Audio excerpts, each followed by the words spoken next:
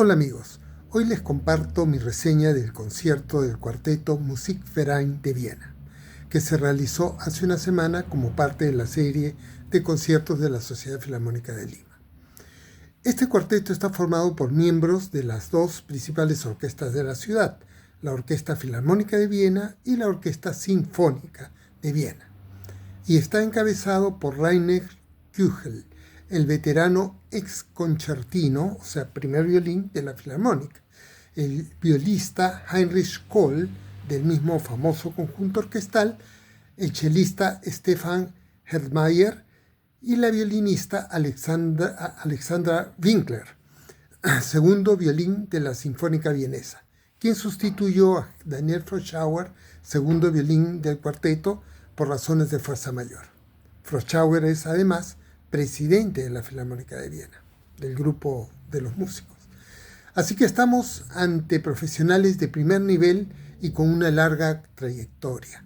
Küchel y Kohl han trabajado con prácticamente todos los grandes directores de la segunda mitad del siglo XX, como integrantes de una orquesta que, junto a la Filarmónica de Berlín, están a la cabeza de las orquestas europeas y entre las más importantes del mundo. Asimismo, desarrollan una dilatada carrera también como cuarteto de cuerdas desde 1973, en que el Wiener Musikverein Quartet fuera fundado por el maestro Küchel. El programa fue completamente vienés, para variar, y con obras de Haydn, Beethoven y Schubert. El estilo de este cuarteto es elegante y afable, con un toque irónico en ocasiones, pero en general formal, lo cual me parece que refleja el espíritu de la ciudad y las tradiciones de estos dos importantes conjuntos orquestales de donde provienen los integrantes del cuarteto. La primera obra, el Cuarteto para cuerdas Opus 74, número 3 de Joseph Haydn, inició el concierto. Es un cuarteto realmente fascinante, en el mejor estilo maduro del compositor. Haydn fue el creador, o en todo caso, quien sistematizó la forma del cuarteto de cuerdas, que se mantiene más o menos como hasta el presente. Este cuarteto es conocido como el jinete, porque en el último movimiento hay unos agudos muy intensos que simulan el chasquido del chicote del jinete al cabalgar. Por supuesto, Haydn no le dio ese nombre, sino que fue el público quien, como en muchas de sus obras, inventaba títulos o imaginaba historias en torno a ellas. En cuanto a la interpretación, al comienzo el primer violín pareció un poco frío y en el primer movimiento hubo alguna desafinación.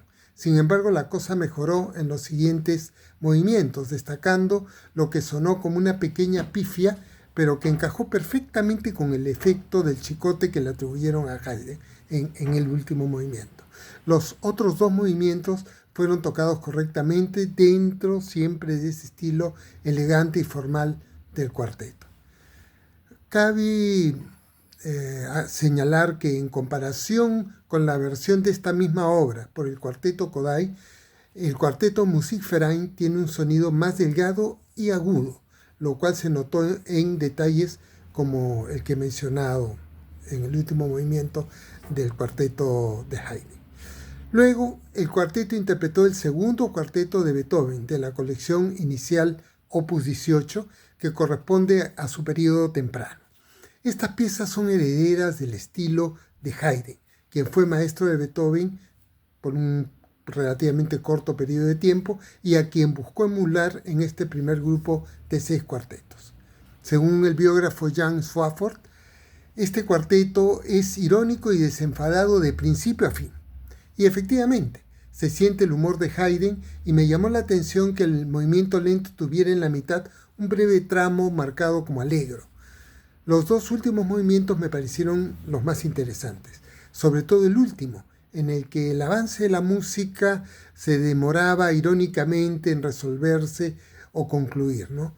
Aquí los vieneses fueron bastante sutiles con el humor y apostaron por un enfoque más formal, al punto que incluso el movimiento final me resultó casi experimental para el contexto de su tiempo, ¿no? Finalmente, la pieza central del concierto fue el cuarteto número 14 en re menor de Franz Schubert, conocido como La muerte y la doncella, porque el segundo movimiento es un conjunto de variaciones basado en una canción del mismo nombre de Schubert. En esta obra todos los miembros del cuarteto tuvieron una mayor participación. O sea, si bien ya en el movimiento final del cuarteto de Beethoven, el chelista tiene una intervención de más peso, de hecho inicia el movimiento, en estas dos primeras obras del concierto, el liderazgo del maestro Köchel fue evidente y además tenía, digamos, más peso con respecto a los otros músicos, cosa que se niveló bastante ya en el cuarteto de Schubert, aunque siempre bajo el liderazgo del primer violín, ¿no? Y así los miembros del cuarteto tuvieron una mayor participación, aunque siempre, como he dicho, bajo el liderazgo de Köchel. Los movimientos externos, para mi gusto, fueron los más destacados, especialmente en las secciones de desarrollo, aunque el final del primer movimiento mostró a un cuarteto realmente apasionado y comprometido, ¿no? Aunque las partes más oscuras que figuran por ejemplo, en estas dos partes, tanto del primer como del último movimiento y un poco también en el segundo, estuvieron más atenuadas debido al estilo afable del conjunto, ¿no? Sin embargo, toda la música presentó un gran, detalle y una fineza muy especial en todas estas partes, más profundas de la obra, ¿no? Bueno, en resumen, fue una velada espléndida y un concierto altamente disfrutable. Mi nombre es Juan José Beteta y los espero en una próxima oportunidad.